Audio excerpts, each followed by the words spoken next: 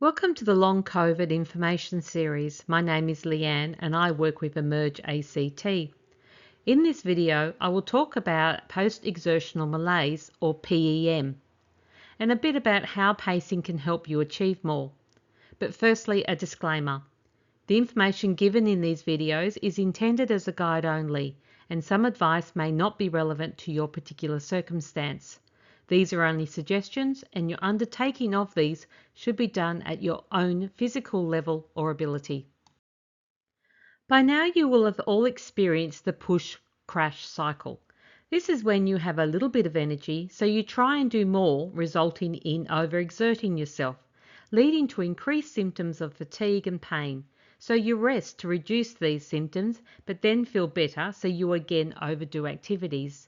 Unfortunately, this is a cycle experienced by many with chronic illness and leads to frustration and sometimes depression, which in turn further impacts your symptoms. It's important to understand that people suffering from long COVID also experience post-exertional malaise or PEM.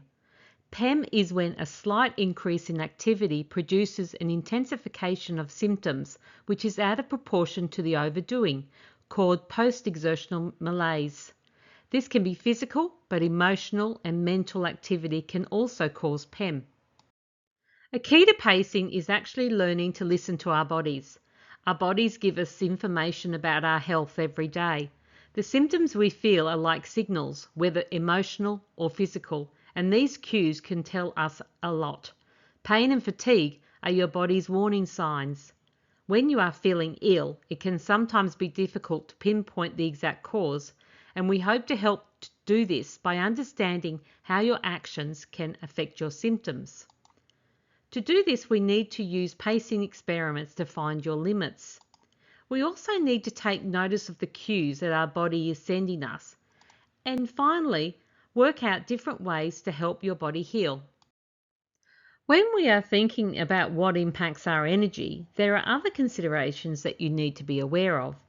These include physical activity.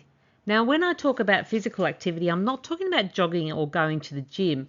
We also need to consider activities such as just bathing, dressing, blow drying your hair, chores, cooking, gardening, even driving. All these things take up our energy. Mental activities, activities that require concentration, like reading a book or working on the computer. Social activities, this is time spent with other people. This could be family, friends, and it could be small groups or large groups. Sleep and rest, the quantity and quality of sleep needed at night and the rest that you get during the day. Physical sensitivities, allergic reactions to food and other substances, vulnerability to noise and light, and sensitivity to weather and the seasons. And finally, stress and emotions. Finances, strains in relationships, these all intensify stress and take up energy. Some strategies that you can use to help you pace throughout the day include taking scheduled breaks rather than waiting until you are exhausted and then rest. Regular breaks throughout the day are better for you than waiting until you need a break. Spread out your activities. When planning your daily activities, try and spread them out, being mindful of activities that take more energy, such as shopping, housework, compared to activities that take less energy, such as paying bills. Activity switching. As well as spreading out activities over the day, be conscious of not having high energy activities together. Try and include a low energy activity between them, or make sure that you have a break. Put limits on individual activities. This could be limiting social activities to 1 a week or working for just 3 hours a day. Use devices. Devices such as smartwatches can help by tracking your heart rate, but also there are lots of apps online that can record your activity and symptoms to help you understand your limits better. Using short activity periods. Rather than do 2 hours of housework, try and do 30 minutes at a time with either a low energy task in between or a designated rest period. Be sensitive to the time of day. You may find that you have more energy at a certain time of the day. Try and utilise this time to achieve the tasks that are more energy draining. Learn to delegate, simplify and eliminate. Get into the habit of looking at each task and thinking how it will affect your health and ways to reduce the impact. If you live with family, ask each member to be responsible for preparing one meal.